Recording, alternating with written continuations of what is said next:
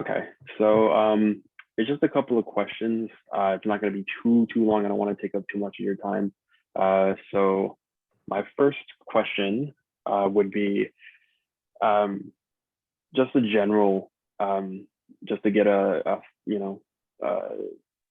a more look of your perspective and your opinion. So what does diversity, equity, and inclusion mean to you, and why do you believe that they are important relating to the sports world today?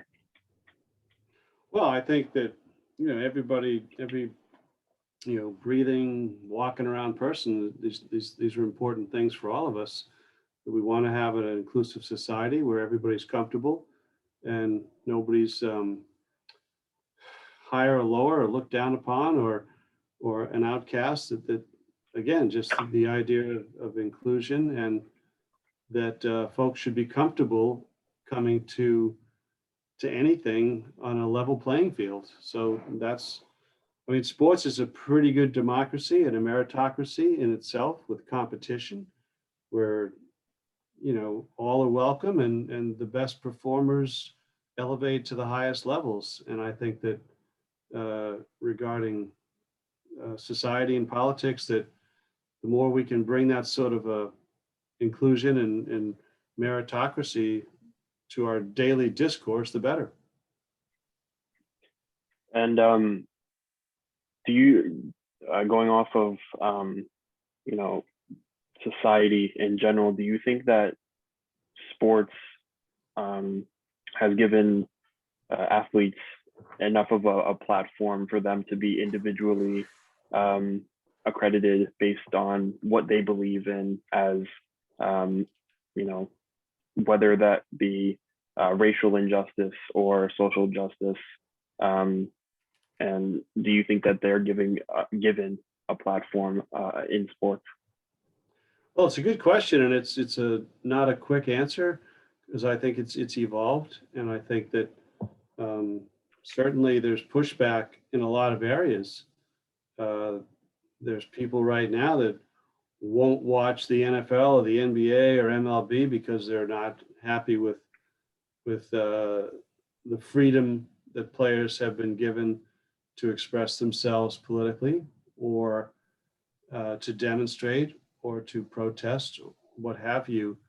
And not everybody likes that. And the more the leagues kind of allow it and are on board with it, I think uh, it creates pushback, and it's unfortunate, but that's kind of the learning curve that we're into now.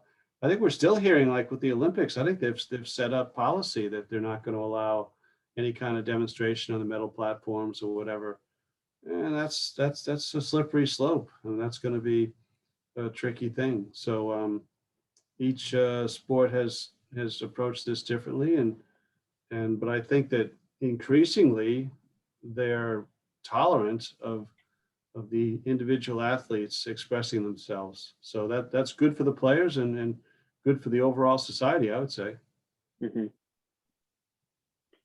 Um, yeah, I think when I think it really did start back in 2016 when Trump got elected and everybody started forming a backlash to that. And I saw so many demonstrations not only outside of the um, sports world, but when Colin Kaepernick did the knee thing, Yeah. when everybody else started doing it, I think that it just started such a movement. And then obviously when 2020 happened with the whole George Floyd thing, it just creates such an environment where people are so like active. Everybody wants to be active. Everybody wants to be a part of it, and I think that's the best thing. And we've seen it with what just happened with the Jack Chauvin child. Um, I, I think that we are moving in the right direction. Um, so my second question is, in your opinion, uh, what has been the main approach uh, going towards social justice for the Red Sox? And what have they been doing that has been effective this thus far? Well, I think that the John Henry ownership group has has had a pretty good track record in this, and I think that they inherited a franchise with the unfortunate legacy of being behind in a lot of areas. Uh, they were the last team to integrate, and I think there was evidence of institutional racism with the Red Sox in a great part of the 20th century. So you're kind of playing from behind when you take over the Red Sox in 2001. And I think that the Henry Group has done a good job within that framework to right some of the wrongs of the past and to move forward in a much more enlightened way. And I think you see that with the day-to-day discourse at Fenway. You know, I think they're sensitive to their players. Um, if players raise issues, I think that they're heard, and we've seen that. They don't.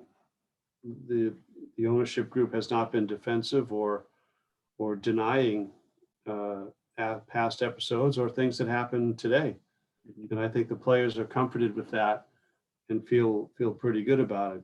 You also have the unfortunate the way it's trended. They don't have an African American player, and that's kind of a baseball wide issue. It's population of African American players is way down. There's a lot of reasons for that. But when you look at the Red Sox roster and you look at them from upstairs, it's not like they are without color. I mean, there's a lot of Dominican players, Asian players, you know, you got guys from all over, and they certainly have, I guess if you want to say people of color on the team, they just don't have American born blacks on the team. And it would be nice when they had David Price, Mookie Betts, and Jackie Bradley, they did have that. So that's an unfortunate passage to have gone backwards in that area. But I think that the roster is colorblind, and I think that they're just getting the best players, and that's just the way it is right now. Mm-hmm. Yeah, I think too it kind of reflects on the league as a whole, Yeah. and it definitely could be better. So I agree with you on that. I think there's definitely some work that needs to be done in that on that front. Do you so going from social justice and politics in general, do you believe that baseball or sports in general have become too politicized, in your opinion? Well, it's a slippery slope. I mean, I I understand, and you know, as a white male, I figure that I'm not the best person to pass judgments on that. So I think that them being inclusive and tolerant and open-minded is a good thing. And they do get pushback. Uh, all the sports are getting pushback across the board. You know, the crotchety old people who just, oh, I just want to watch my games and all that. So we see this in you see this in all the entertainment venues. I mean, the Oscars are taking a beating uh, over that. So it's not specific to sports, but I certainly have no no quarrel with the direction in which they're going. It's cool with me. Yeah.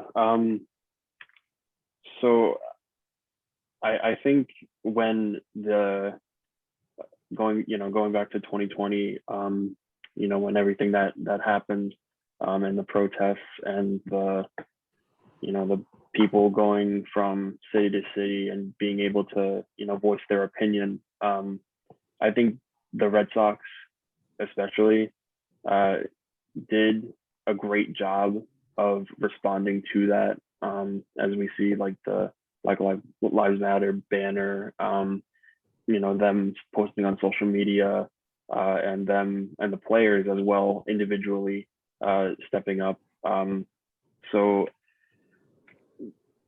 do you know, I know this may be a loaded question, but what do you believe is the future of, like, I guess, you know, social equity in baseball in particular, and what do you believe would be the next step for them to make sure that everybody gets heard, and all the voices that don't get as much um, you know as much noise get heard.